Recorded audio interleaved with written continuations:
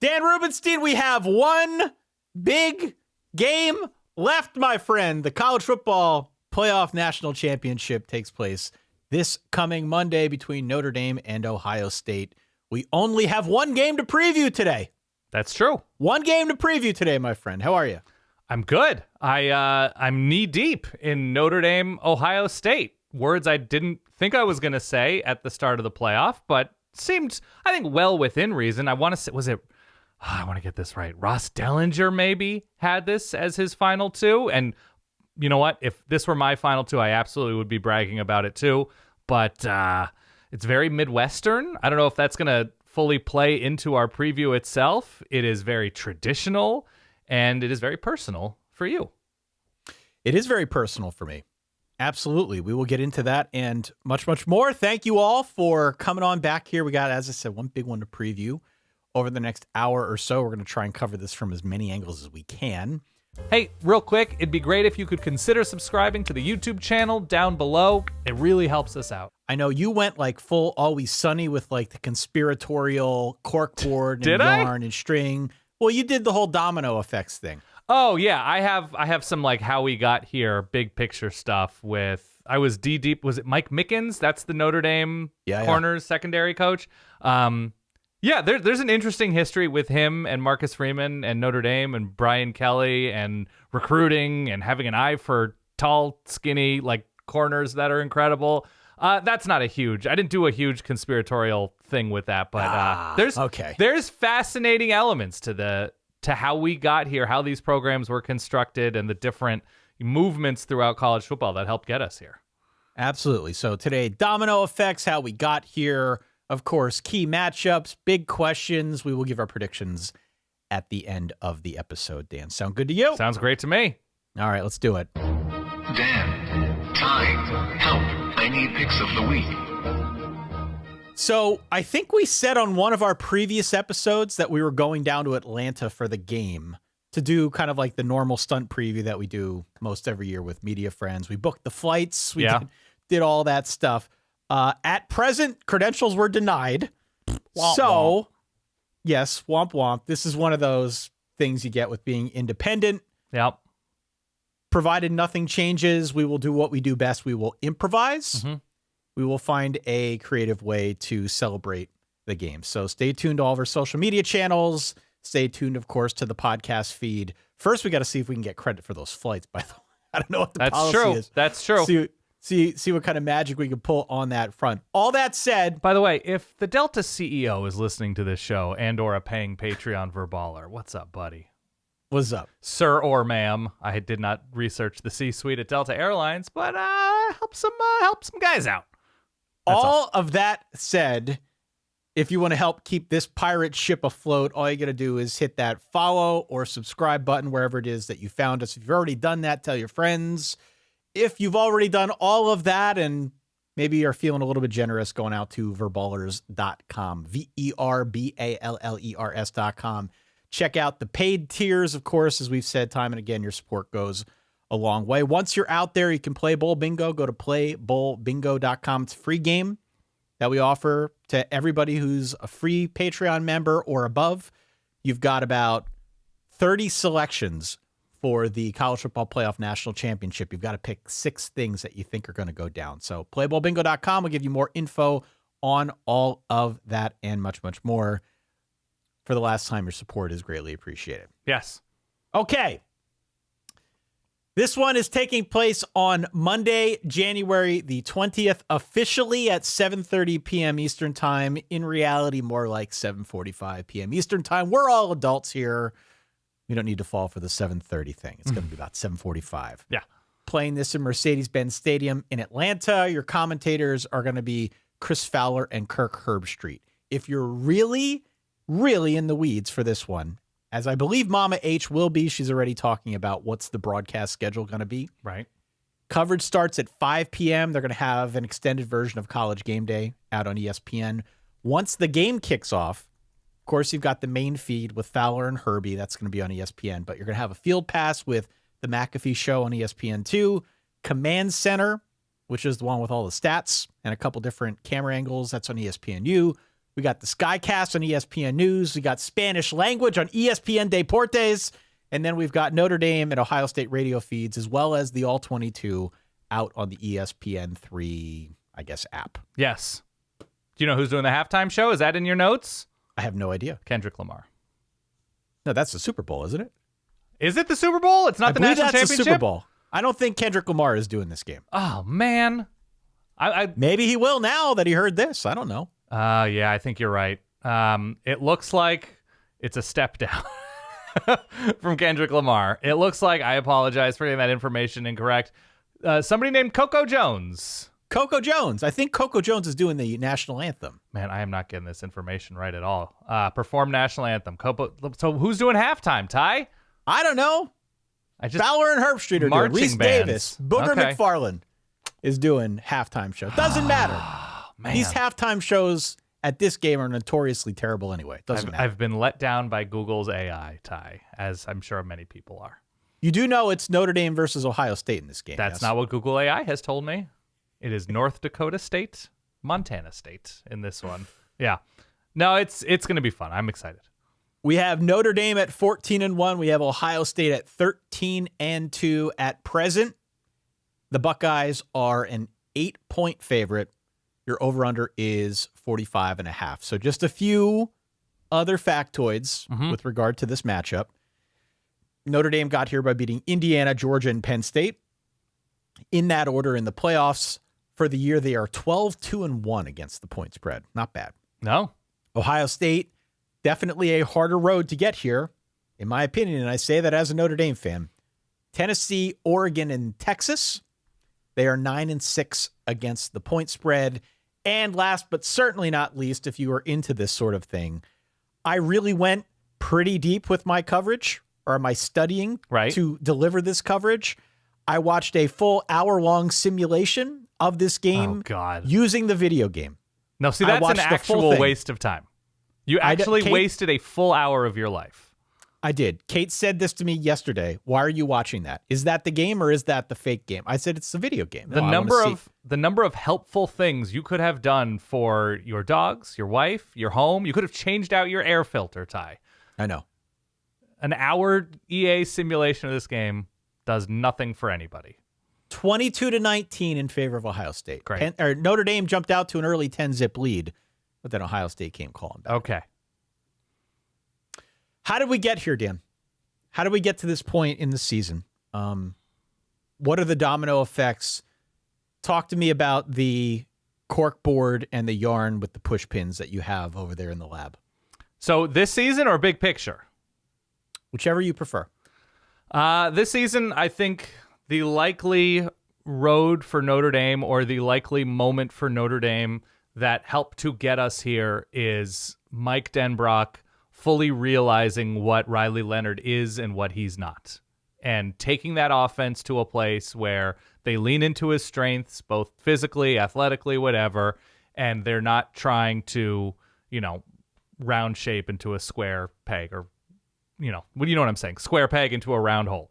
Sure. I think that's where we are. And I think it came to a head, obviously, against Northern Illinois, that the offense couldn't get going, that they weren't winning big moments, that they weren't explosive, and got going, I think, was it a week later against Purdue? It was shortly thereafter. They beat Purdue like 714 to nothing. Everybody got going against Purdue. Right, exactly.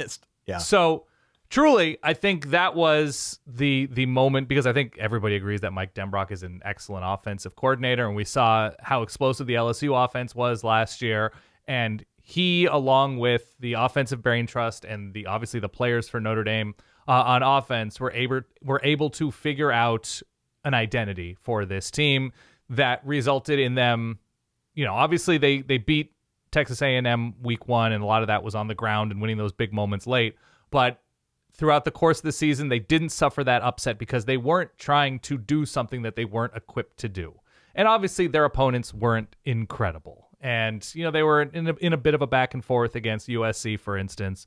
But the defense came through with some big plays late to sort of separate Notre Dame from USC. But by and large, when you look at what their game plan was against, in the playoff, Indiana, Georgia, and most recently Penn State, it's sure there are moments that, the offense would like back. Riley Leonard sailing a ball against Penn State over the middle that resulted in an interception.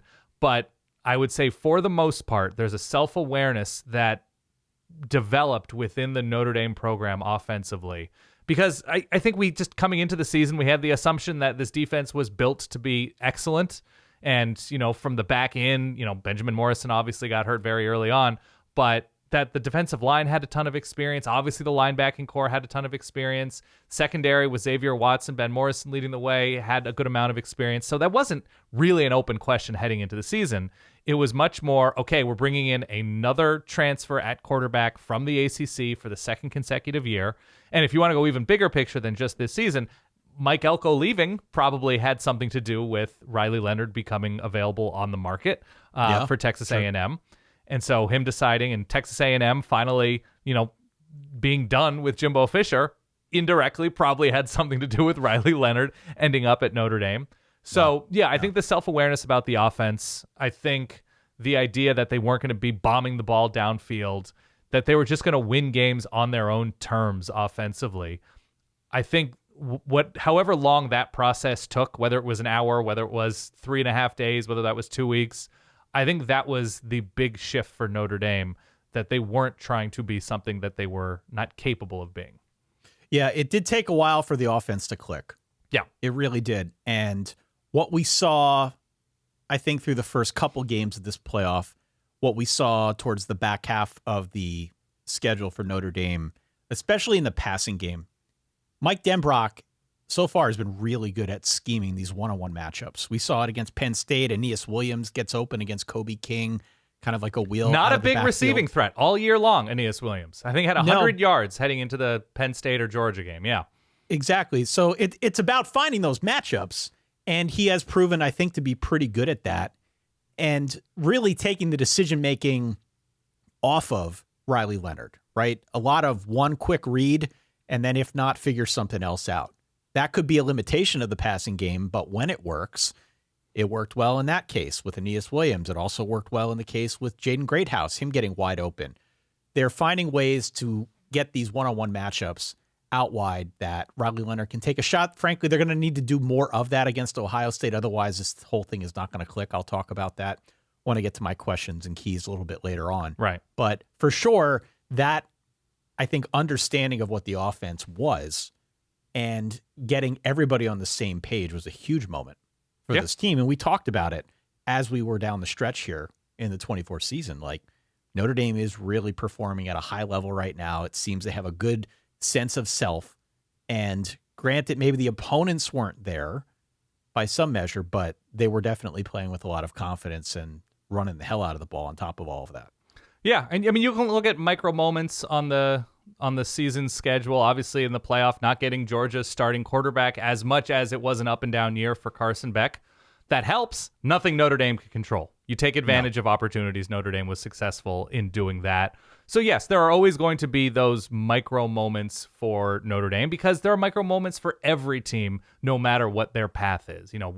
Week one of the playoff, or whatever, opening round of the playoff, getting Indiana at home and starting as quickly as they did, great. That's absolutely in Notre Dame's control. What they were able to do against Penn State in staying patient in the second half, huge, because this was not a team that looked like they were in for a win against Penn State. So this was a team that won a lot of moments, that stayed patient, that trusted the game plan, that trusted the coaching. The coaches trusted the players, and at no point did they go and freak out about anything, it seems. Even with arguably still the most embarrassing loss of the 2024 season, considering opponent, considering expectations of the team that lost. See, I thought that was going to be the moment. That's a low point. It's absolutely a low point. That was a moment. Yeah. And I think it would have been very easy in the immediate aftermath for things to truly come off the swivel.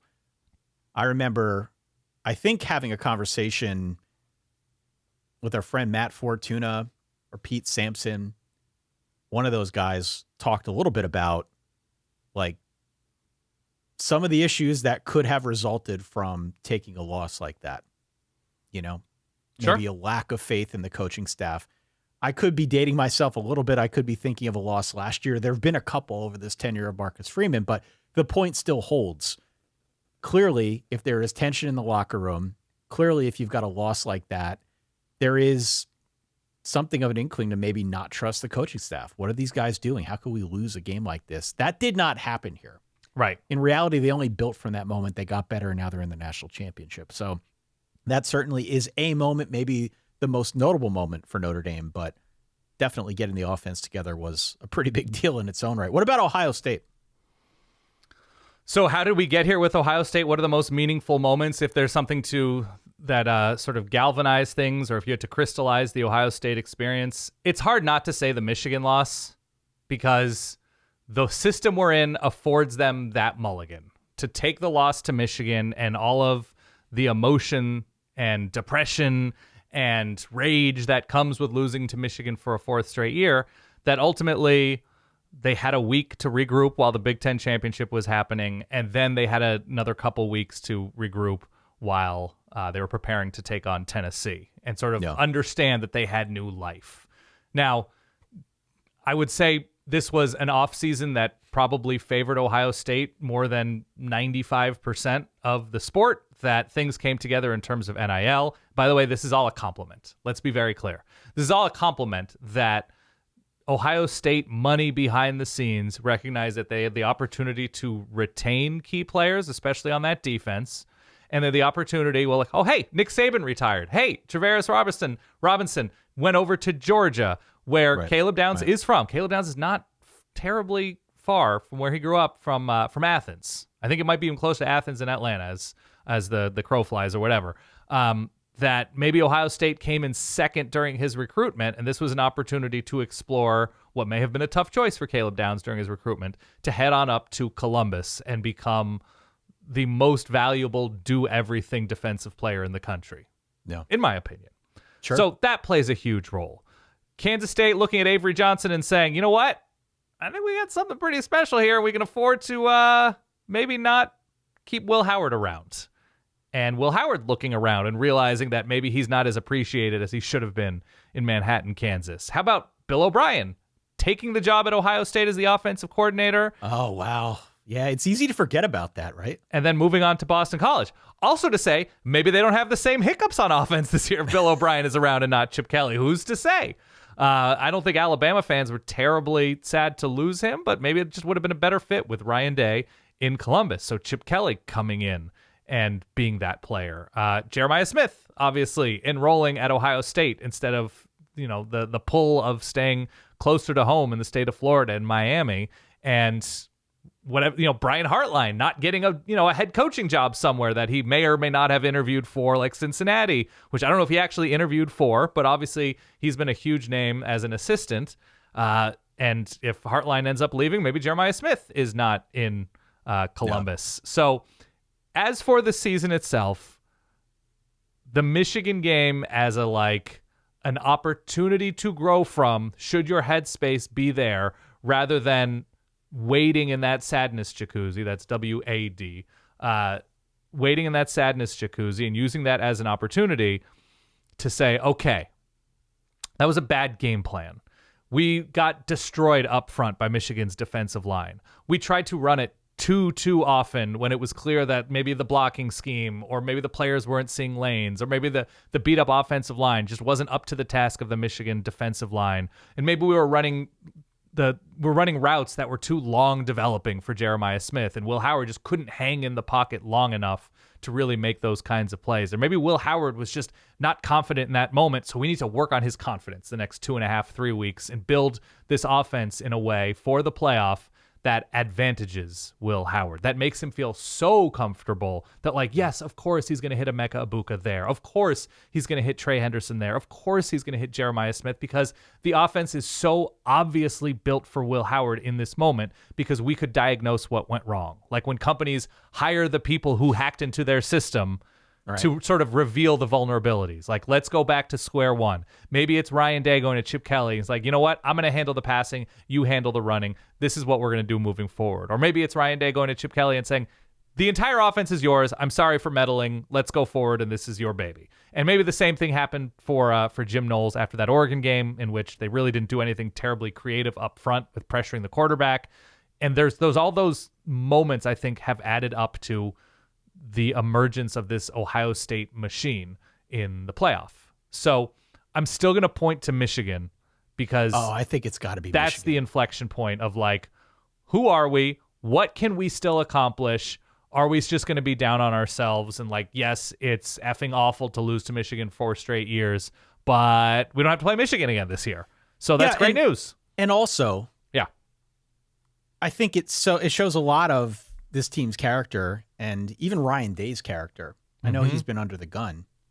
Clearly losing to Michigan to some extent invalidates any Ohio State season. If you're an Ohio State fan, it drives you crazy. Sure. If he picks himself up after that loss, after comparing it to like the death of a family member or second to the death of a family member on the same plane for an Ohio State coach, and for somebody who seems as turmoiled as he was, given the weight of that Michigan matchup, to come back from that, for Ohio State to feel like they're orders of magnitude better as a result, clearly having shown some growth on certainly the offensive side of the ball. We can argue about defense as well.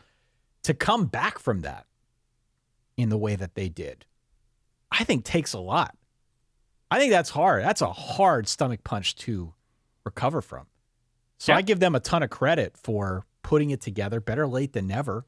They find themselves in the national championship now as 8-point favorite. Good for them. I would add that Ohio State is here, not exclusively, but in some tiny part because of yahoos like Ty Hildenbrandt. Calling for an expanded playoff. Let's get more people in competing. Let's get them all in. Let's give everybody a chance to say, you know what? I know you've lost key games during the regular season, but we got to see what you've got in January. Yahoos like Ty Hildenbrandt applying the pressure on the sport, on ESPN, putting ideas in their head. That's no small feat for why Ohio State is in this game. NIL in that, it ultimately was probably the biggest cause of Nick Saban retiring too. Yeah. And so there's a power vacuum within the sport that Ohio State had reached certain highs.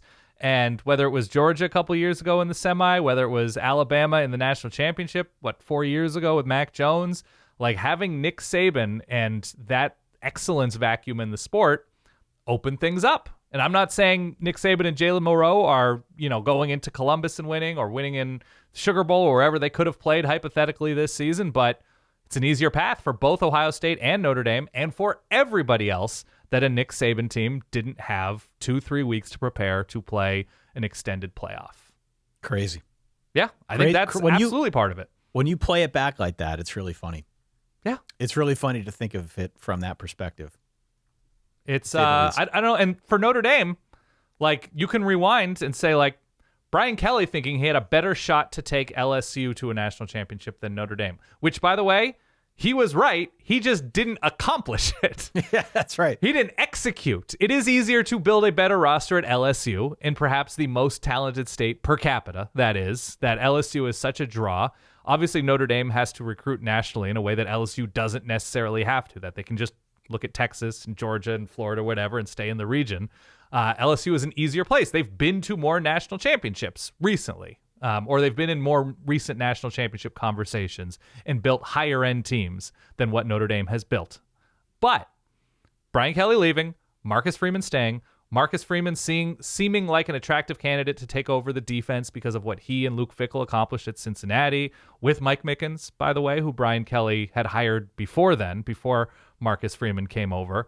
The Notre Dame thing, and in a season in which Notre Dame is not this is not the best recent passing attack for Notre Dame. This is not the most overwhelming offense for Notre Dame, but Notre Dame sort of whiffing on offensive coordinator the last 2 years with your guy, Ty, right? My guy. Now the coordinator for the Browns, yes. No. I guess Tommy Rees is now the coordinator of the Browns. Jared Parker was never my guy. Yeah, I know, obviously. Just to be kidding. Clear. But allegedly behind the scenes, it's Notre Dame, not saying that they were unwilling to pay, but Notre Dame people sort of coming together and saying, we don't want 2023 to happen again. We are paying whatever it takes. And Mike Denbrock is now the highest paid coordinator in the sport, or at least was. I don't know what the situation is now, but he is one of so behind the scenes, getting together the money people and getting them on the same page for both Ohio State and Notre Dame has made a difference. Did I catch a little bit of a Tom Platt's voice? I think I caught a little bit of a Tom Platt's. Think about the heart, the passion, the love, the commitment, and the energy you're willing to put into it. All right, Dan, let's get to some of Ty's big questions for this game. Let's. First and foremost. By the way, how many questions do you have? Because I have 5, 10, 12 questions and 8+ homework assignments for each team. Continue. I have 5 big ones. Okay. That's probably for the best. And latch on to any of these or call out your own as you see fit. I want to know if Notre Dame in its secondary can actually match up with Ohio State's receiving core. Not just match up, man up. Yeah. With Ohio State's receiving core. I thought Texas had a really good game plan last week. Agree. And we predicted it in our preview. Play a ton of zone coverage, force a lot of underneath stuff. Don't get beat deep. And they didn't. So the question is, well, why doesn't Notre Dame just do that?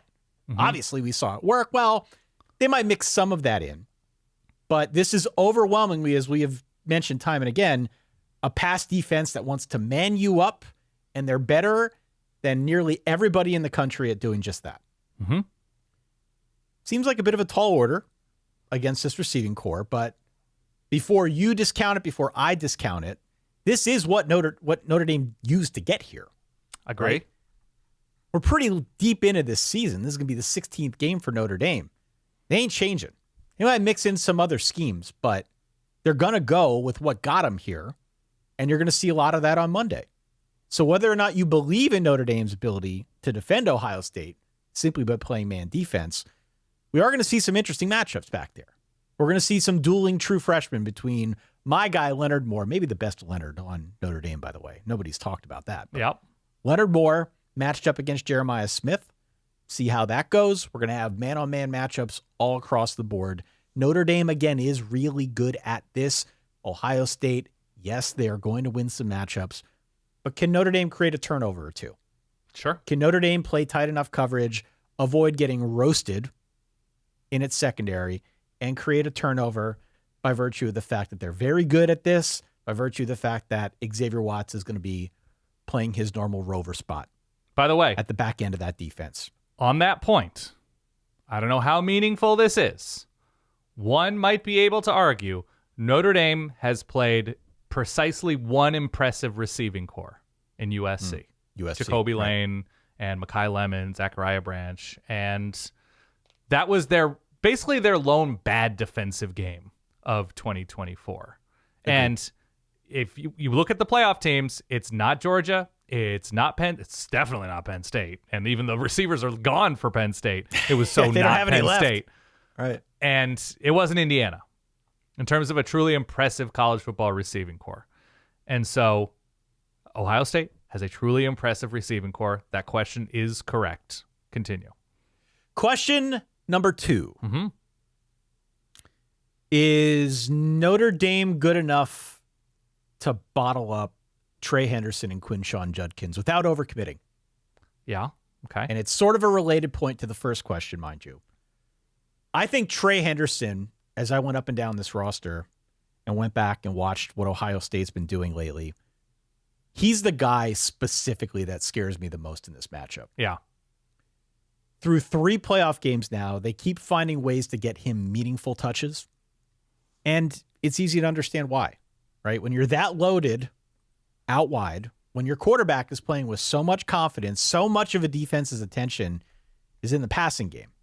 And that's when these backs present a real problem, especially Trey Henderson. Like, we talk about these teams all the time, Ohio State notably being one of them. Too many ways to win. Too many ways to kill you on offense. Yeah. Is that not Ohio State to a T right now? That's a real problem. It was for Texas. It's been for all the teams that Ohio State has played post-Michigan, I do think there is a world in which Notre Dame does a good job on those downfield receivers. Maybe they don't shut them down. Right. I think that would be impossible. But I think there is a world in which they do a good job out wide, but they don't have an answer for Trey Henderson. It's one or the other. Are you giving your attention to the passing game? Are you putting your attention on the ground game? To do both, that seems like it's nearly impossible.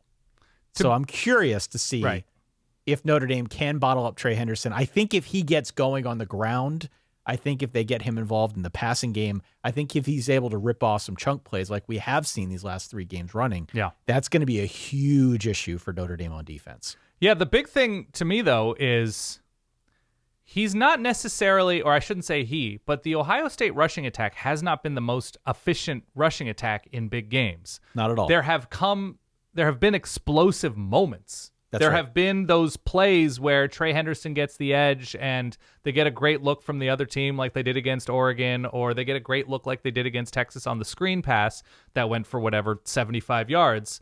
But this has not been an Ohio State offense that has solved the offensive line, running back, when to run, how to run, and are just ripping off 6 to 7 a carry. That hasn't been, and some of that's obviously losing your starting center and left tackle to injury at various points of the season, especially in or before key games against big defenses. So Ohio State, they're not a patchwork offensive line, but they're trying to get the most out of an offensive line that is not at full strength. But no, they have not been just smashing teams on the ground for 4 quarters.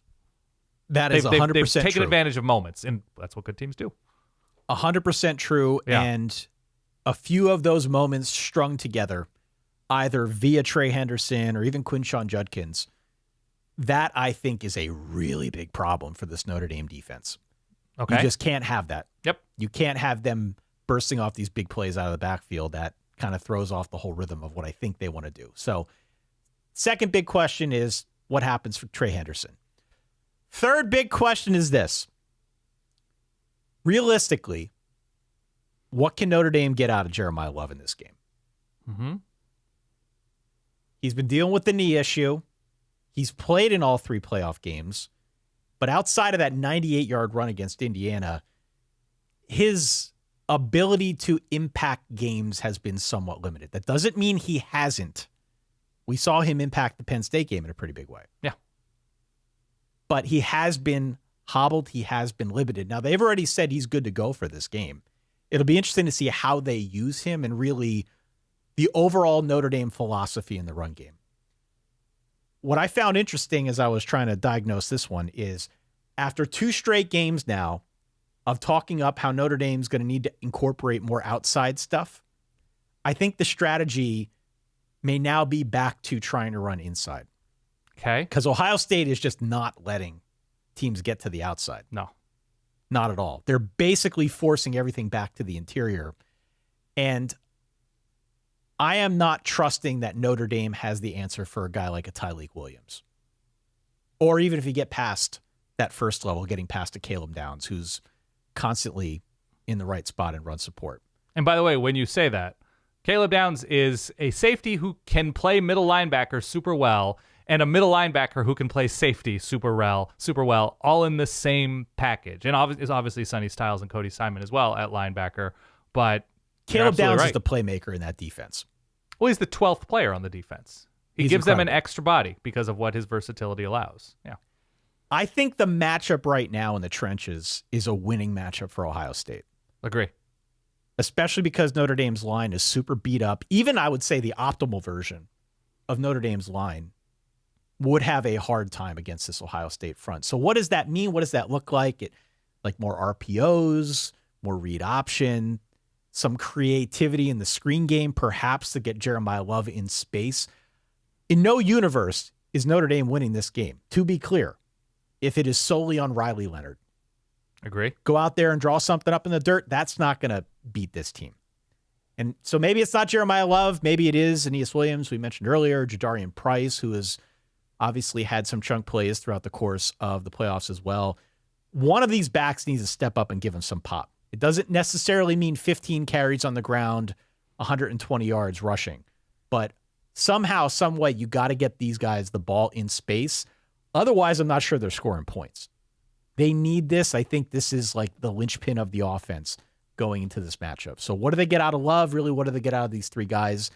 And what does it look like? What is that strategy for doing it? Again, they're paying Mike Denbrock a lot of money. He has proven, I think, at least he did in the last game, that he knows how to scheme matchups. He's going to need to do a lot of that in this one. It's, by the way, Notre Dame in the bottom third of the sport in terms of actually generating pop. And now they're going to try to attempt it against arguably the best defense in the sport, especially at preventing pop. So that's it. It's an enormous question. I think you're right to say Riley Leonard can't will this team forward to victory alone. It's going to need more. It's going to need to be more than just Riley. It is. Yep. It is. He can't do it on his own. Fourth agree. Question is this. Yep. Can the line hold up? The offensive line. Can the offensive line hold up? Other than making the national championship and I guess losing way back at the start of the year to NIU, I think the story of this Notre Dame season has been injuries, and especially injuries along both lines. The ones of note here, at least for this question, are along the offensive line. So Anthony Knapp, the true freshman left tackle, went out with a high ankle sprain against Penn State. He is unavailable for this one. He's already been ruled out. Yeah. The other injury is at right guard, Rocco Spindler. He's been dealing with a right ankle injury since that, I believe, Indiana game. Re-injured it last week. He had to come out of the game. It sounds like he may play. It sounds like he has improved, but I'm not sure what his status is going to be. He's the guy, though, that position especially is the one that I'm most concerned about because I don't think he looked great before re-injuring that ankle. In particular, he was the dude who got thrown down at the end of the first half when Riley got sacked and bonked his head. Yes. It just seemed like he was playing on one leg. They got to get a better version of him than that. If Notre Dame gets that version of Rocco Spindler against Tyleik Williams, forget it. Woof. Yeah. Just forget it. Let's forget it. I am really worried about Tyleik Williams. I'm really worried that they're going to find a way to use him as the big-time disruptor and just murder the interior of the Notre Dame offensive line. That concerns me a lot. Now, I guess the good news, if there is any, is that Charles Jagusa, who originally was supposed to be the starting left tackle before he got hurt at the start of the season, he kind of started this whole cascade. Right. He has now had time to heal. He has now had time to recuperate and come back in. He actually stepped in at right guard last week when Rocco went out. He was the team's highest graded blocker. He is going to play in this game, either at guard or at tackle. Honestly, it kind of depends on Rocco Spindler and his health. It may make more sense to try and put him up against Tyleik Williams if he is, in fact, the best blocker. I don't know. I'm not a line specialist. I'm curious to see how they deploy him, if they need to deploy him in the interior or the outside at left tackle. That'll be a fascinating matchup to watch, as will how Notre Dame's offensive line holds up against this front, which I think is just nails. They're so good, Ohio State is up front. Agree. And then the final question for me is this.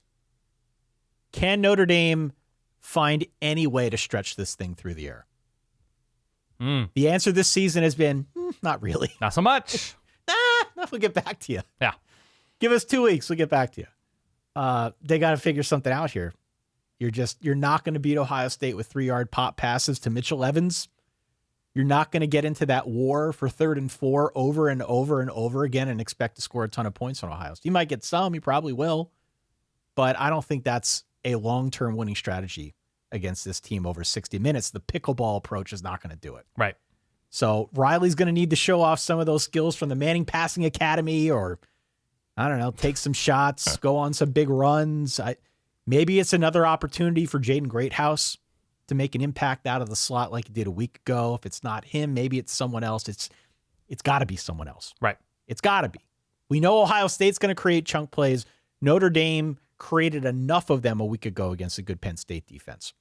Enough of them. Yeah. Not a ton, but enough to win that game. They're going to need to, I think, adopt a similar mindset here. And hopefully Mike Denbrock is up to the challenge of scheming some guys into one-on-one matchups and making it happen. But unless they're able to get some chunk plays, you're just not going to beat Ohio State in a phone booth. That is just not the way this team is built. How did, you said Tosh Baker was the left tackle who stepped in against Penn State. How did he grade out? Because I don't remember him performing all that well. Yeah, I mean, It's mixed. And it's Abdul mixed. Carter and DDS and, Sure. Yeah, it's mixed. I mean, look, the reason that Anthony Knapp got that left tackle spot over Tosh Baker was because Tosh Baker wasn't all that impressive in spring camp. Right. And Anthony Knapp, he's a little bit undersized. He's under 300 pounds. He's only 6'4", but they liked his technique, and his technique has improved throughout the course of the year. He's been very, very solid. Mm-hmm. That now he's hurt, and now Tosh does need to step in some capacity, provided they have two spots along the line. Again, I think it's Jaguso gets the first one. I think he's going to play regardless. Yeah. But if, in fact, they have two needs for substitution along that line, then Tosh is going to be deployed back into duty. Yeah, I'm surprised you didn't mention Riley Mills in any of your questions. And the whole, obviously he got hurt early on in the playoff and they've performed well without him, but this is a different animal in the national championship game. And Howard Cross played against Penn State. Yeah. I think but he's still nursing an injury. He's not at 100%. And that seems to be with how Michigan was able to be as disruptive as they were up front. Right. A way to prevent Ohio State from doing much is immediately collapsing a pocket and sort of rushing and rattling Will Howard. The question of what Notre Dame along the defensive line is able to do because if Ohio State's going to have the ability to generate explosive plays regardless of who they play, the only way you stop that truly is overwhelming a still beat up offensive line that has performed well, more so in pass protection than on the ground. So right. I think that's a huge point for Notre Dame's chances in this game is what can they do to fluster Will Howard? Yeah, well, they're going to need to, because if their plan is to go man up across the board. And they don't have Abdul Carter. There's no Abdul Carter. There's no one even close to Abdul Carter. In the sport, really, but yeah. In the sport, but certainly on this Notre Dame defensive line. Mm-hmm. They're plugging in gaps with guys like Gabe Rubio, who is more of a run stopper. Howard Cross, the best of Howard Cross, can be really good, but perhaps a bit undersized to try and offer, the true like brick wall run support that you might require.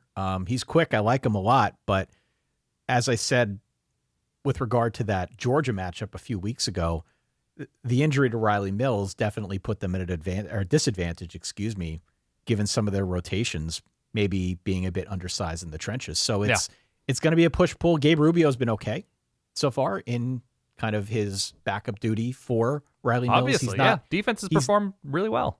He's not the pass rusher of Riley Mills. Again, Riley Mills was a team captain, led the team in sacks.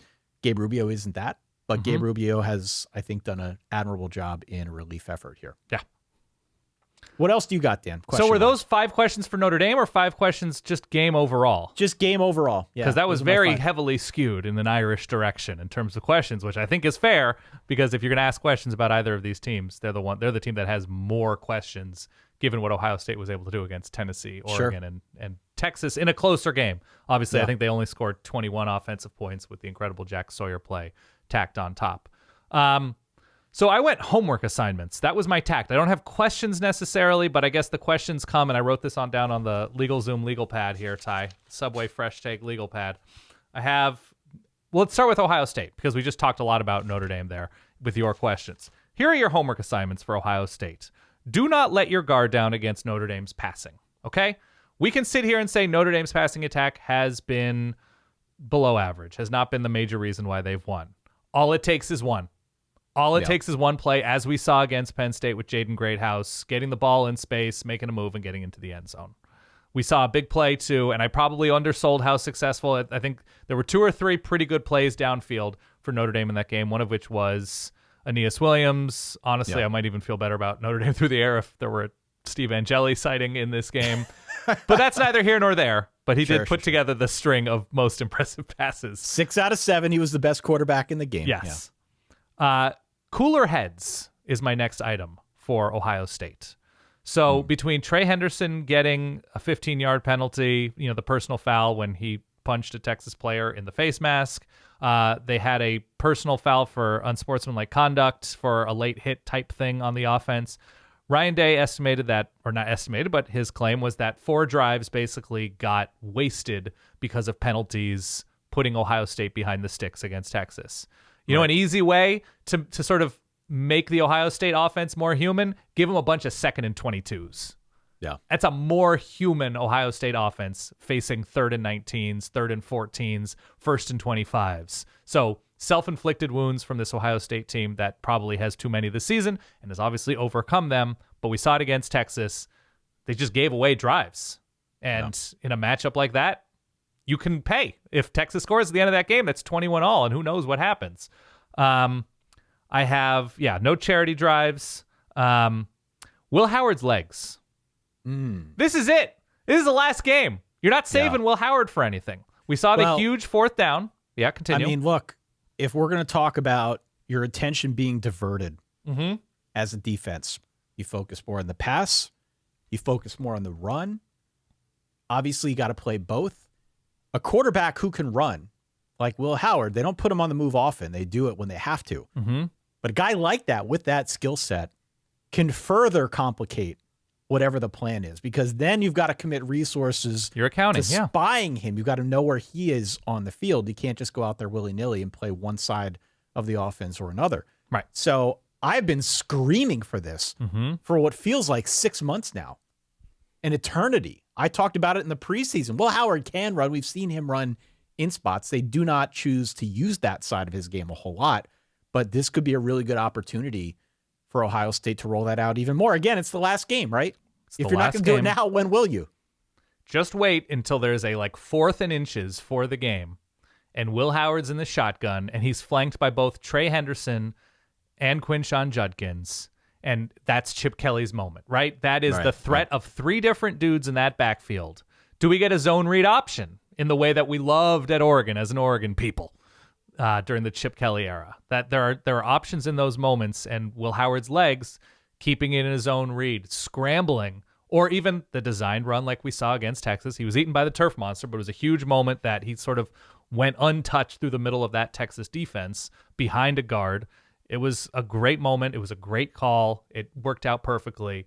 Curious to see what Will Howard's. They're not saving him for anything. This is it. No. This is it. I remember yelling from the mountaintops about Justin Herbert not running for Oregon, and then they won the Rose Bowl because Justin Herbert ran. Because he ran in 2020. Right. Next item on the Ohio State homework, diagnose the running back and passing for Notre Dame. Where did they get hurt in the red zone against Texas? Jaden Blue leaking out, one of which he just made a great play. It was a great pass from Quinn Ewers. The other caught caught Ohio State in a horrible defensive look in which there were 2 defensive tackles dropping into coverage, and one of whom was responsible for the Jaden Blue side of the field. Didn't work out super well. That did not work out well. No. So, and I mean, one thing I would add, and look, it's not unique to Ohio State. Yeah. Obviously, other coaching staffs around college football are worse at this, but, there were moments in that game against Texas, even though they won, there were moments where it was clear either Will Howard was missing guys or the coaching staff with how they were scheming up a defense where they were beaten. Yeah.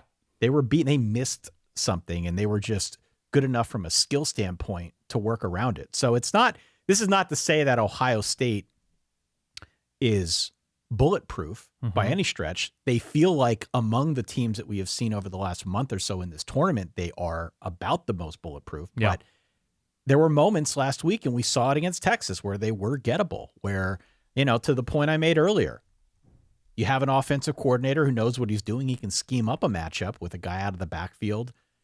My guess is you will see Notre Dame try some similar stuff with Jeremiyah Love or Aeneas Williams again. Right. I agree. And look, we're not talking about an offense that is known for stretching the field, so you have to be hyper aware if the running backs are going to be a major part of this passing attack for Notre Dame. There has to be a plan in place. And by the way, just on the topic of guys dropping into coverage from the defensive line, both Will Howard and Riley Leonard threw interceptions to those guys in the semi, right? To defensive linemen or linebackers that were on the line, dropping back into coverage, showing a pass rush. So that's something to pay attention to. It's one of these quarterbacks fully missing. And you've said this throughout the season, like Will Howard has one boneheaded play in him per game. Every game. Does it result in a fumble? Does it result in a pick? Or do they just get fortunate that nothing catastrophic happened? And Will Howard's been really good. It's been excellent. These last couple of weeks, he's been incredible. Yeah. There's one of those plays per game. One of them per game. One of those plays per game. What will Notre Dame do with it when it comes? I have in here for Ohio State, make Riley Leonard lick his chops. Make him so sure that he's getting a look that he loves, because that's what the Ohio State defense has been very good at, right? They made Dylan Gabriel think that whether it's in an RPO situation or Quinn Ewers in an RPO situation, oh, this is what I like.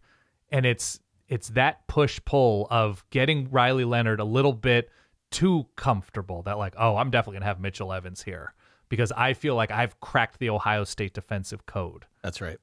I think that is a key thing for Ohio State here, just in terms of who they are as a defense, right?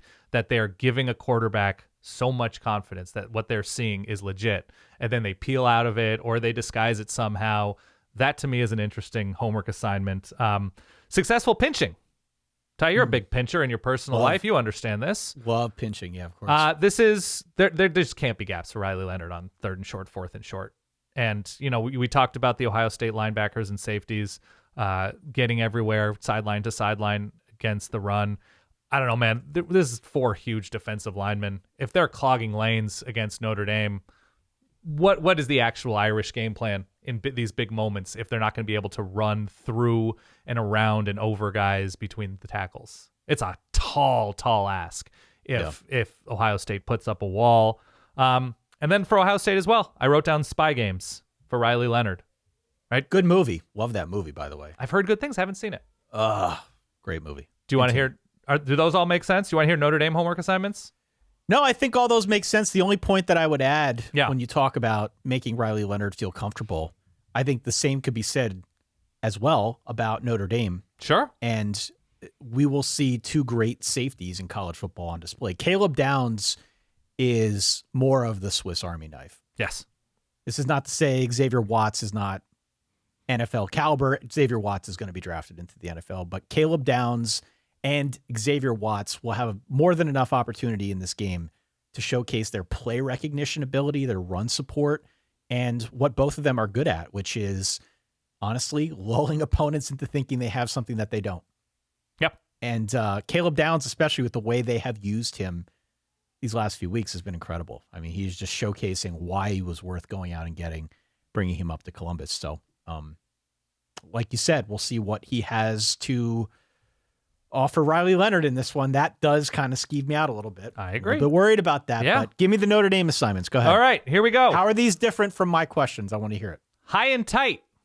No possession gifts from Notre Dame. Guess what Can get Ohio behind State was that. able to do against Texas? Ball came out of Arch Manning's hands. Ball came out of Silas Bolden's hands. And obviously at the end of the game, ball came out of Quinn Ewers' hands. Texas has an explosive enough offense at its best that they can overcome those things. Guess who doesn't? Notre Dame fighting Irish. No gifts. Absolutely no gifts. Keep it high and tight. Get in Ohio State's heads a little bit because, as mentioned before, lack of discipline, penalties. Get Ohio State a little bit hot in this game, right? Maybe they're a little bit overheating in a moment like this. Maybe flop, Ty. Do whatever it takes. Flop. Maybe go like full Alka-Seltzer from Little Giants. Yes. I use these for acid indigestion or intimidation. Yes. I want Ty Hildenbrandt watching this game, yelling over to whoever he's watching the game with, whether it's me, whether it's Mama H, whether whoever. Things are running hot. Things are getting heated. Okay.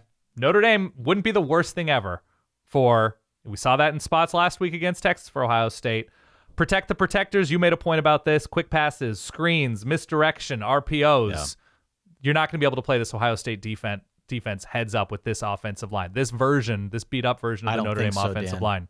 I don't think they can. So you have to, if it's Riley Leonard sprint outs, and this is what they were doing last week too. So this isn't anything news breaking against Ohio State.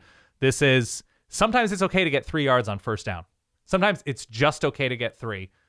It's 2nd and 7 is better than 2nd and 11, right? So that's on the legal pad. Make Will Howard hesitate. See ghosts, right? Will Howard, very good quarterback, has had stretches this year, beat against Michigan, beat against Oregon, which, by the way, had a great game against Oregon the first time in a losing effort. But just make him hold on to it a tick longer. That, to me, is interesting. Notre Dame themselves needs to steal a possession. If they want to win this game, there needs to be a short field. There needs to be a long return. There needs to be an interception. There needs to be something that there needs to be it's 4th and 2 from your own 39, but this is it. Go for it. Right? That seemingly the possession is, you got to take that possession. That to me is a key for Notre Dame. You got to stack first downs. This is it. This is Notre Dame. This is the whole game. This is the hard part, though. It's hard. I don't know how many first downs you could stack on top of one another consistently against this defense. I agree.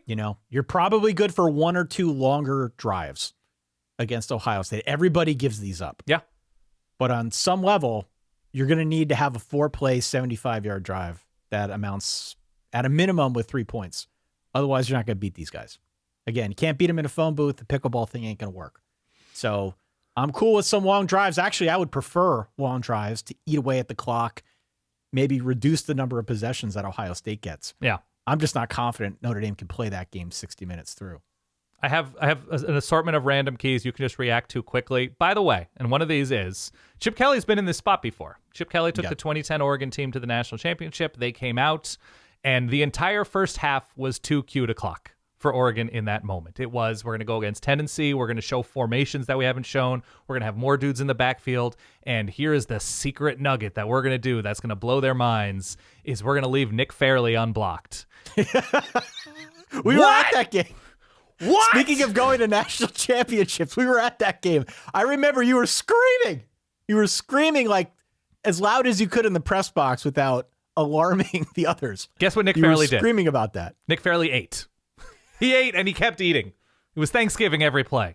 So Chip Kelly overthought the moment. That was 14 years ago. I'm not over it. Does it sound like I'm over it? No. Not at all. It was an absolutely winnable game against a very average Auburn defense. Absolutely winnable. It's a poorly refereed game, but that's neither here nor there. Of course. Okay. Whew. Okay. Other things I have down here in Apple's text edit. I have down here Riley Leonard against Jim Knowles. Oh, yeah. Well, that goes without saying. It's the vision. It's what is Riley Leonard looking at pre-snap? Is he able to recognize, it's easy, in certain circumstances to recognize, man versus zone coverage, but maybe one side of the field is this, one side of the field is that. This safety's looking here, and then the rolling down here, rolling up there, right? That Riley Leonard has to be house MD, and he has to be able to diagnose the rare diseases. Yeah, I don't think Riley Leonard is somebody that you need to blitz a ton. I think he's got... I don't think so either. I think he's got a little bit, or maybe Kevin Jennings has some Riley Leonard, or maybe it's vice versa, but this setup where he's actually pretty good when you bring the blitz against him because of his mobility, but isn't as good, just broadly speaking, when he's under pressure and not facing the blitz. Agree. Ohio State is good enough with its front four to bring that pressure without overcommitting up front. And so in that event, if you've got someone breathing down Riley's neck and he's forced to diagnose a defense, that's danger zone. Doesn't mean he can't perform, and doesn't mean that Notre Dame can't scheme somebody open, give him a one-on-one shot out wide. Right. But it definitely is going to test his processing ability in the heat of the battle there in the national championship. Absolutely. And really the way that teams have been able to succeed against the Jim Knowles and Ohio State defense that's stacked, on all three levels, is you're finding openings in the passing game. That's not necessarily what we've seen from Riley Leonard. We saw it from Quinn Ewers some with the running back plays in the red zone, a couple plays downfield, especially early on. We obviously saw it with Dylan Gabriel and Evan Stewart and Tez Johnson in that first matchup, that there are gaps that are left unattended on the field. So I could see them doing some like smoke screens to Jordan Faison, trying to get Ohio State to creep up and then try to hit a big one over the top with like a Jaden Greathouse or one of their other receivers. By the way, there were other shots that Riley Leonard missed in that game a week ago against Penn State. There are plays that have been there these last few weeks running, and they just need to keep doing that, and hopefully he's the better for looking at the tape and learning what he missed. But I think there will be some opportunities to try and get Ohio State to creep, especially since Notre Dame does have some guys out wide who are pretty good after the catch. See if you can use that to spring somebody on a deeper route. I have head coach pregame energy rubbing off. That there is a certain amount of confidence that Ohio State has come out with, and they've performed very well early on in these games. And we saw a struggle from Notre Dame in that first half against Penn State. That to me is interesting because Ryan Day has not been a guy who has won the absolute biggest games of his career, whether it's on the playoff stage against Michigan, whatever, that is there going to be the puckering effect from Ryan Day or from Marcus Freeman, because he simply hasn't been in a spot this large ever where Ryan Day has. I think that's a very, very interesting point. And I would also add something that we've been talking about here on the show, which is that Ohio State now 3 games running in the playoff has scored a touchdown on each of their first 3 drives. Totally. They have been able to start quickly, even if it's slowed down in that Texas game. That quick start sets the tone. That quick start puts your opponent immediately on their heels to some extent. And we did see Notre Dame kind of in a similar situation against Penn State, where they stayed within themselves. They made some minor tweaks, but they mostly stuck to the same game plan in the second half and ended up winning. But it begs the question really on both sides of this. If somebody else gets off to a fast start, how do you respond? So I think that's a really, really valuable point and something that we have seen time and again through these playoffs. Similarly, I have this written down as find a way ability. And Notre Dame has been the team that has had to tap into that. They were down against Penn State. They didn't have a great first half against Penn State. Things weren't looking good late against Penn State. They stayed the course. They stayed calm. They were able to drive the field. They were able to set up the game-winning field goal. They didn't act as if the body language wasn't there, that all hope is lost kind of thing. They were locked in no matter the situation. Ohio State simply hasn't been in that moment, right? It was close against Texas. It was back and forth to a certain extent against Texas, but they haven't found themselves down in that way. They were back and forth against Oregon earlier on in the season. They had the mini scare against Nebraska that truly wasn't, I mean, they were just off and they weren't playing well and they made mistakes on offense, but the defense still played well against Nebraska. And they just were full on flat against Michigan. They haven't found themselves down 13 points in a big game where they're just like, hey, everything's totally good, guys. Be cool. No. I don't know if they're going to see that against Notre Dame, but they just haven't had to tap into that yet. I have down here 2-minute drill in terms of quarterback trust. I trust Riley Leonard to find a way. I don't know if he's going to find a way to score a touchdown. I don't know if he's going to find a way to drive down 70 yards, but he'll make plays. He's a playmaker. He's a pain in the ass. He is. He's very good at being a pain in the ass, and that's why they've won 14 games this year, to say the least. I just have Jeremiah Smith written down here. I have Jeremiah Smith written down here because when you need 9 yards on a huge 4th and 9, 3rd and 9, Notre Dame doesn't have an answer because nobody has an answer. Well, we'll see. We'll see if Notre Dame has an answer. Notre Dame has very good corners, and Christian Gray. Very good corners. And Leonard Moore. I am eagerly awaiting the Moore versus Smith matchup out wide. Something that I think is maybe assumed in a big game, but is something we should mention here. If in fact Notre Dame is going to try to man these guys up, and I believe they will, the way that you beat that, or one of the ways that you attack that, is with a lot of stuff underneath. Yes. A lot of these man beaters with guys working across the formation, right? You throw passing routes like that. You get guys in space. Suddenly you're relying on your receivers to break a tackle. You're forcing the defense to make an open field stop. Notre Dame's been very good at that this year. But if like Emeka Egbuka is coming across the formation, taking a drag over the middle, it's going to be incumbent on a linebacker, Christian Gray, Adon Shule, somebody to make that open field stop to prevent him from going full Trey Henderson like we saw a week ago. Yeah. Or he ripped off the 75-yard gain. Tackling, maybe the most basic elemental part of any defense, needs to be on point, not just for Notre Dame, but also Ohio State in a big game like this. But I think especially Notre Dame, given what they're up against here. Okay, this is my final thing in terms of just random stray Apple text edit items. 2-point conversion creativity. Never would have thought of this until the Georgia Tech game. Okay. To finish the season. We go to triple overtime. And now it's put up or shut up. How many ridiculous plays do you have, or plays that you're 93% sure are going to work, do you have with tired legs and huge emotions on the line? I don't believe this game is going to come down to that. But I went kind of back and forth on here. I think this is Notre Dame. This is Notre Dame's bread and butter. I think Notre Dame might have a slight advantage. I love Chip Kelly in here because he just screws with teams' keys on defense that, like, yeah, of course a linebacker should chase a running back here, and then does and leaves something wide open. I think Chip Kelly has the advantage in terms of creativity and confidence in specific plays down in the red area.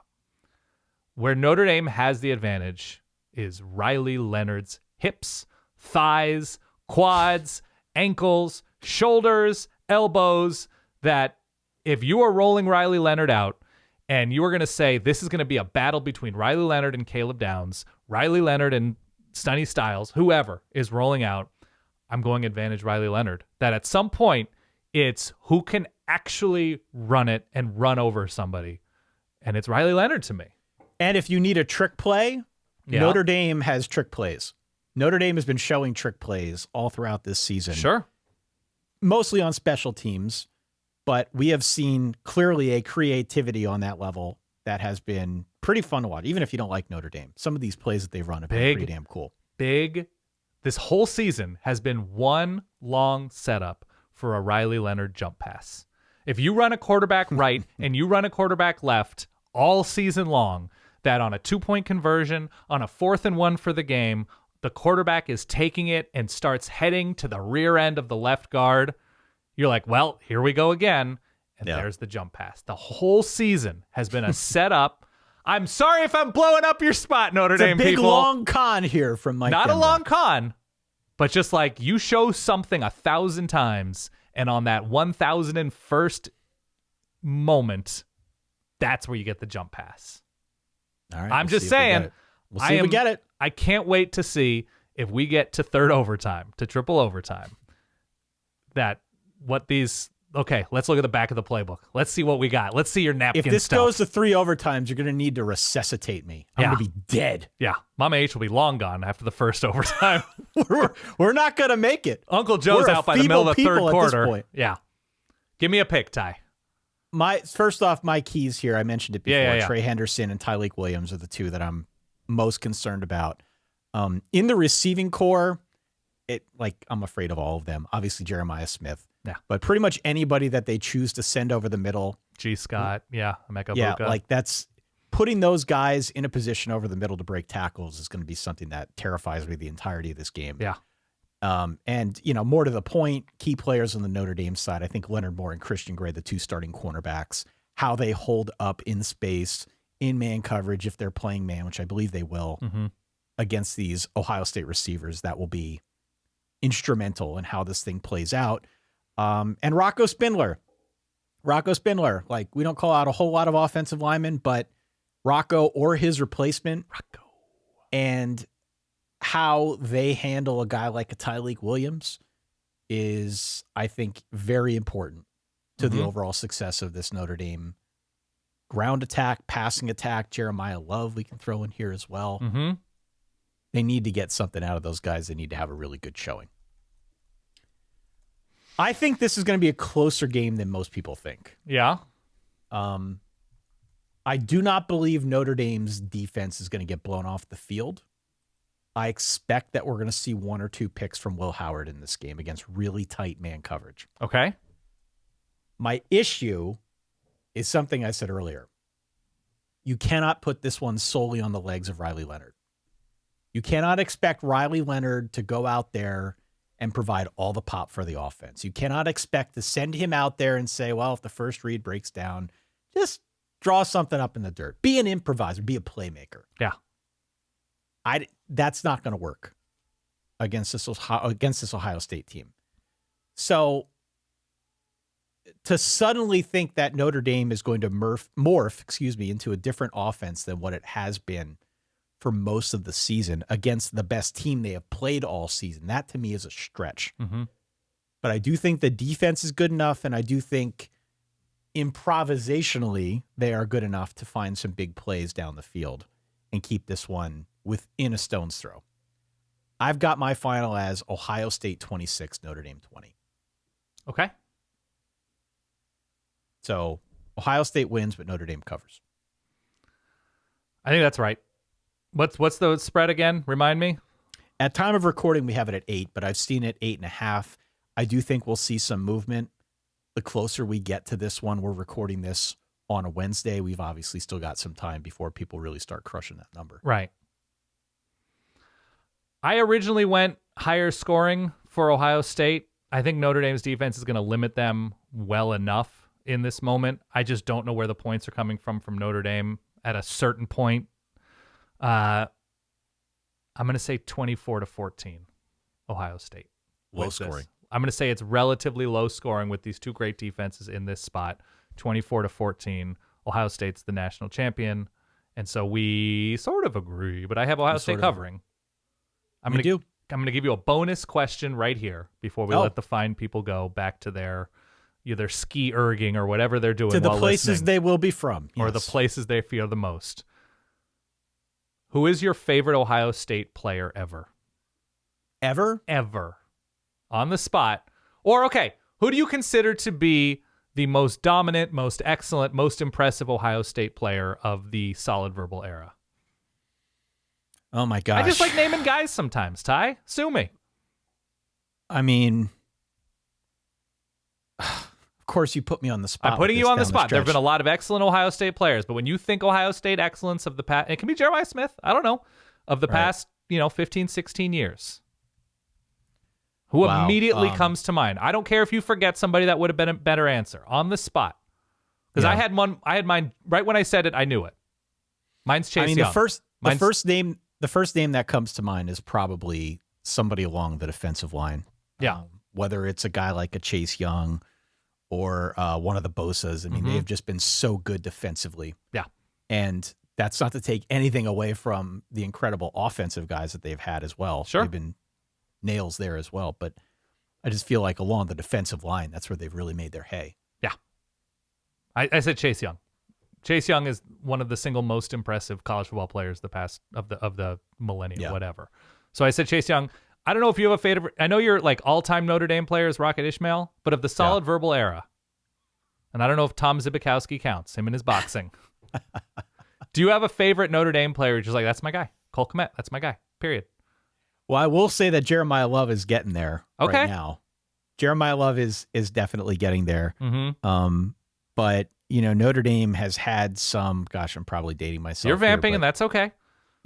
Whether it's like the Chase Claypool or Jeff Samardzija, maybe a little bit before our time here of doing the show. Yeah. Some of these big-bodied receivers that they've had out wide have been a ton of Sure. Michael Floyd, Golden Tate. Golden Tate, not big, but a great receiver. Yeah. Right. Will Fuller is one of our favorites here on the show. Big Bill Fuller.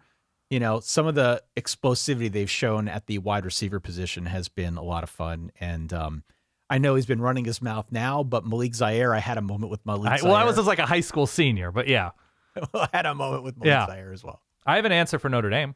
I have a clear answer. Like when I think about Notre Dame excellence, I just immediately go to this place. Kyle Hamilton. It was Kyle Hamilton. There have been a lot of good ones. Just a lot of good ones. Unstoppable force. Okay, that's it. I just wanted to take the opportunity at the end of the show to name a couple guys. Chase Young and Kyle Hamilton. Damn you for putting me on the spot here, and damn me for not having an answer. You can go Curtis Samuel. You can go Dane Sanzenbacher, Devin Smith. It's a little bit of sensory overload because there are so many Marvin options, Harrison Jr. Yeah. All those receivers. All the the receivers of the Ryan Day era. Just one after the next. Let us know your predictions either in the comments out on Spotify or YouTube or the email inbox at solidverbal@gmail.com. Always hit us up on social media. Let us know your thoughts on this game and much, much more. Please hit follow. Please hit subscribe. Please check us out at verballers.com if you want to further support what Dan and I are doing. As for what we are doing for the national championship, still TBD. We're still trying to sort things out on this end. So once we get a hard and fast idea of our status for Monday and moving forward with recapping this game and talking about all things offseason, we'll make sure we let the Verballerhood know. Stay tuned to our social channels for all of that, Dan. Have you been to any? Have you seen the pictures of those immersive sports bars? Should we do that? I think I was the one who told you about that. Yeah, you may have. Oh, those are crazy. Those are incredible. Yeah, those are cool looking. I love it. Yeah. I love it. I don't know. We'll figure something out. We'll do something. Give us a holler, of course. if you have yet to do so across any of our channels, or one more time, solidverbal@gmail.com. I've got Ohio State. You've got Ohio State. Mm-hmm. We think it's close. We think it's around the over-under, if not right around the over-under, maybe a bit under. We will be watching on Monday night alongside the entirety of the Verballerhood. For that guy over there, Dan Rubenstein, for myself, Ty Hildenbrandt, thank you as always for your ongoing support. We'll talk to you all soon. In the meantime, stay solid. Go Irish. Peace.